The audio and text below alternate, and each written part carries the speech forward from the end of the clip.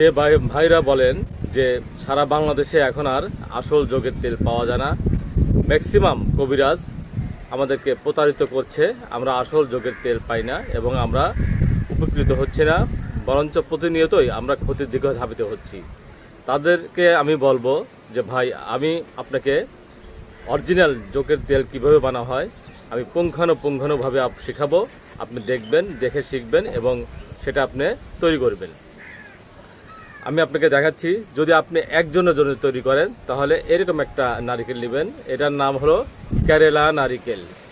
কেরালা নারিকেল, এই কেরালা নারিকেল একজনের জন্যই যথেষ্ট এবং এটা ছোট।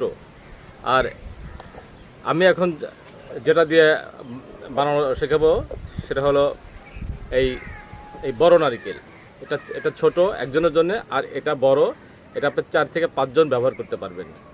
তাহলে কি করতে হবে, এরকম একটা ঝুনা পাকা নারিকেল নেবেন। পাকা নারিকেল, এর ভিতরে যোগ ঢুকাবেন আপনার সাইজ অনুযায়ী। আপনি যদি বড় হয় 3টে ঢুকাবেন, যদি ছোট হয় 4টে ঢুকাবেন, এরকম সাইজ অনুযায়ী, পরিমাণ অনুযায়ী আপনি এর মধ্যে যোগ ঢুকাবেন। তাহলে আপনি কি করতে পারবেন, এটা দিয়ে আপনি কয়েকজন ব্যবহার করতে পারবেন, সেই পরিমাণ তেল এখানে তৈরি হবে। এখন আমি আপনাদেরকে দেখাবো কিভাবে যোগটা ঢুকাতে হয় এবং কিভাবে এটা যোগ রাখার পরে মাটির নিচে গেড়ে রাখতে হয় 41 দিন। এই 41 দিন গেড়ে রাখার পরে আপনি এটাকে তুলে তেল বানাবেন। আমি আপনাকে দেখাচ্ছি, আপনারা মনোযোগ দিয়ে দেখবেন এবং যদি কোনো প্রশ্ন থাকে সে প্রশ্ন আপনি আমাকে করবেন। আমার পিছনে ডেসক্রিপশনে নাম্বার দেওয়া থাকবে, সে নাম্বার দেখে আমাকে ফোন দিবেন, বিস্তারিত আপনাকে আমি বলে দেবো। আর যে ভাইরা বলেন যে না, আমরা যোগের তেল তৈরি করতে পারবো না, আমাদের সমস্যা, এটা অনেক দুর্গন্ধ বের হয়, তাহলে আপনি যদি বিশ্বাস করেন আমার কাছ থেকে নিতে পারেন। অর্ডার দিয়ে আমি আপনাকে বাংলাদেশের যে কোনো প্রান্তেই আপনাকে কুরিয়ার সার্ভিসের মাধ্যমে পৌঁছায় দেবো। এইভাবে ছিদ্র দিয়ে একটি করে এভাবে যোগ ঢুকিয়ে দিবেন। তারপর লাল টেপ দিয়ে পেঁচিয়ে মাটির নিচে 41 দিন রাখার পর এটাকে তুলে আস্তে আস্তে কাটবেন এবং এই মুখটা আটকানো থাকবে, সেই মুখটা ধীরে ধীরে খুলবেন।